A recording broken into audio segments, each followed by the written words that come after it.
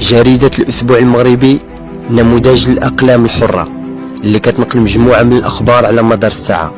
أخبار اجتماعية وثقافية، أخبار رياضية وسياسية. جريدة الأسبوع المغربي نموذج الإعلام الناجح، ديما معكم من أجل تنوير الرأي العام. شكرا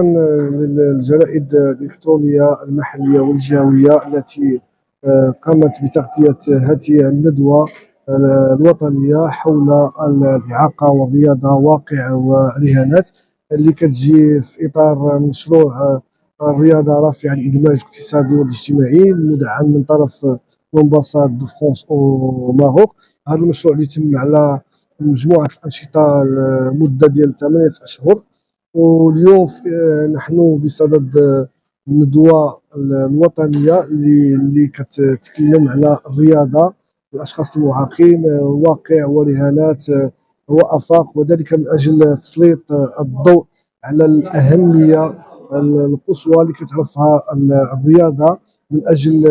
تسهيل عملية إدماج الأشخاص في وضعية إعاقة وإبراز القدرات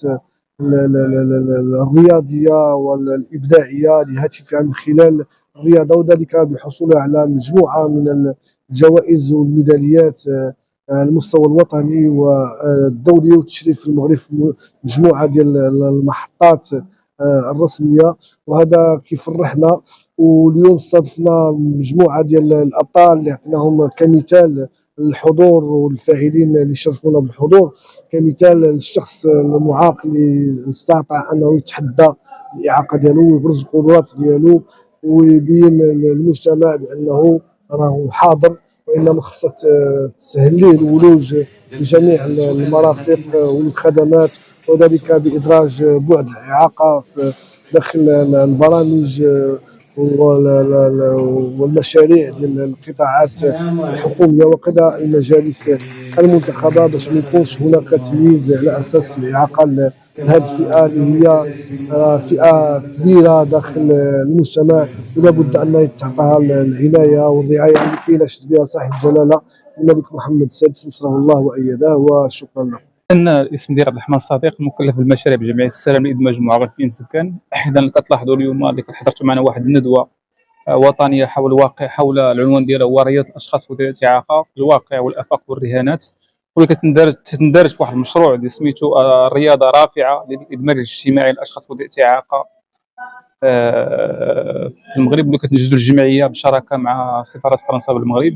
بطبيعة الحال هذا المشروع ضمن مجموعة ديال الأنشطة التحسيسية، مجموعة الأنشطة حول أهمية الرياضة بالنسبة للأشخاص ذوي الإعاقة، ولكن في نفس الوقت أنشطة ترافعية، وفي كاين أنشطة تطبيقية عبارة عن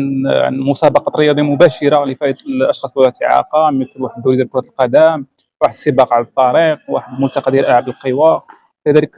بعد مجموعة التكون لفائدة الجمعيات العاملة في مجال الإعاقة حول التحكيم الرياضي، حول أهمية الرياضة بالنسبة لهم، حول الرياضه والتغذيه. طبعا هذا الهدف منه هو اولا تشجيع الناس والاشخاص والناس بصفه عامه على ممارسه الرياضه، وخاصه الاشخاص ذوي الإعاقة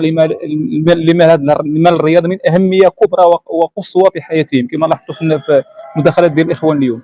فهذه الندوه هذه اللي نظمناها جانا واحد الاخ خبير دولي في مجال الاعاقه، واللي تبارك الله بطل رياضي جانا من مدينه مكناس، اللي تكلم لنا على الرياضه في وضعيه الاعاقه، يعني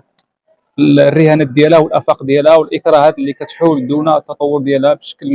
يعني سليم، اللي كيساهم في رقي وفي واحد اندماج مجتمعي كامل للاشخاص بوضعيه الاعاقه. كما قلت، هذه التجربه هذه طبيعه الحال اليوم مناسبه باش نتمنوها مع الجمعيات، مناسبه باش نشوفوا يعني طبيعه الحال كيفاش يمكن نطوروا هذه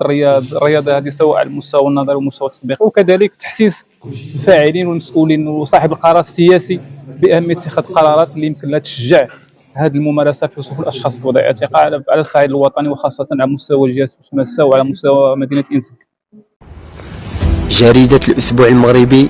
نموذج الأقلام الحرة اللي كتنقل مجموعة من الأخبار على مدار الساعة، أخبار اجتماعية وثقافية، أخبار رياضية وسياسية. جريدة الأسبوع المغربي نموذج الإعلام الناجح، ديما معكم من أجل تنوير الرأي العام.